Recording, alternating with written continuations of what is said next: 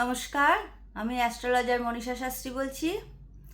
আমাদের রাশিচক্রের দ্বিতীয় ঘরের অধিপতি যদি ষষ্ঠে থাকে তাহলে কিন্তু সেই অর্থ যেটা আমরা দ্বিতীয় ঘর থেকে বিচার করে থাকি সঞ্চয়ের জায়গাটা, সেটা কিন্তু হঠাৎ কোনো রোগের পিছনে বা কোনো শত্রুতার কারণে যদি দ্বিতীয় পতি ষষ্ঠে থাকে সেখানে কিন্তু নষ্ট হয়ে যাওয়ার চান্স থাকে। আবার দ্বিতীয় পতি যদি অষ্টমে থাকে সেখানে কিন্তু হঠাৎ করে কোনো দুর্ঘটনা বা কোনো অপারেশন, হঠাৎ করে কোনো ঝামেলায় জড়িয়ে পড়া, এইগুলোর পিছনে কিন্তু টাকা পয়সাগুলো নষ্ট হয়ে যায়। যদি আমাদের দ্বিতীয় ঘরের অধিপতি দ্বাদশে থাকে সেখানেও কিন্তু বিভিন্ন রকম সমস্যার কারণে অর্থ কিন্তু নষ্ট হয়ে যাওয়ার সম্ভাবনা থেকে যায়।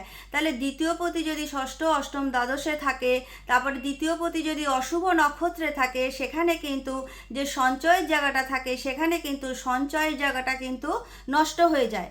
তার কিন্তু দ্বিতীয় ঘরে যদি কোনো শুভ গ্রহ থাকে, শুভ নক্ষত্রে থাকে, সেখানে কিন্তু বলা যায় যে ষষ্ঠ, অষ্টম, দ্বাদশে থাকার পরেও কিন্তু অর্থ সঞ্চয়ের জায়গাটা ভালো থাকে। কিন্তু দেখতে হবে যে ষষ্ঠ, অষ্টম, দ্বাদশে দ্বিতীয় পতি গেল সেই ডিগ্রি অনুযায়ী কতটা ক্ষতিকারক হতে পারে। অনেক সময় অনেকে প্রশ্ন করে ইনকাম করি কিন্তু সঞ্চয় হয় না, সঞ্চয় নানা দিক থেকে বেরিয়ে যায়, সেই অর্থটা আমরা জমাতে পারি না। তাহলে আপনারা আপনাদের রাশিচক্রটাকে দেখে নিন, আপনাদের দ্বিতীয় ঘরের অধিপতি কোথায় বসে আছে। আবার অনেক সময় অনেক মানুষ প্রচুর পরিশ্রম করে কিন্তু ভাগ্য সাথ দেয় না পরিশ্রম করার পরেও।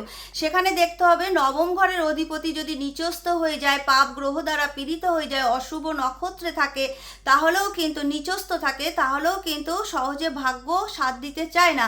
সেখানেও কিন্তু প্রচুর পরিশ্রমের পরেও কিন্তু ভাগ্যের জায়গাটা যেহেতু ডিস্টার্ব রয়েছে সেখানে কিন্তু সহজে সাফল্য আসতে চায় না। আবার কিন্তু অনেক সময় দেখা যায় রবি, চন্দ্র যদি নিচস্থ থাকে এবং দশমপতিও নিচস্থ থাকে বা পাপীড়িত থাকে, অশুভ নক্ষত্রে থাকে, সেখানে কিন্তু মনের কনফিডেন্স লেভেল যেমন কমে যায়, সেখানেও কিন্তু পরিশ্রমের ক্ষমতাটাও অনেক কমে যায়, শরীর ঠিক থাকে না, দুর্বল থাকে। আবার হচ্ছে সেই কারণে কিন্তু তার দশমপতিও নিচস্থ হয়ে যাওয়ার পরে কিন্তু মনের মতো কর্ম স্যাটিসফ্যাকশনটা কিন্তু আসতে চায় না। কারুর ধরুন মীন লগ্ন রয়েছে, দ্বিতীয় ঘরে শনি নিচস্থ অবস্থায় রয়েছে, আর দ্বিতীয় পতি মঙ্গল ধরুন কর্কটে 17 ডিগ্রি বা 18 ডিগ্রির মধ্যে রয়েছে, সেখানেও কিন্তু একটা ইরিটেট ভাব চলে আসা, শরীর নিয়ে প্রবলেম চলে আসা, ব্লাড ওরিয়েন্টেড কোনো সমস্যা চলে আসা, এগুলো কিন্তু এসে যায়। তাহলে আপনাদের রাশিচক্রটা সঠিকভাবে বিচার করিয়ে নিন। যদি সব দিক থেকে সাফল্য পেতে হয় বা ভালো থাকতে হয়, যদি সঠিকভাবে আপনারা বিচার করিয়ে জানতে পারেন সমস্যাটা কোথায়, তাহলে কিন্তু অবশ্যই সঠিক সমাধানের রাস্তা খুঁজে পাবেন।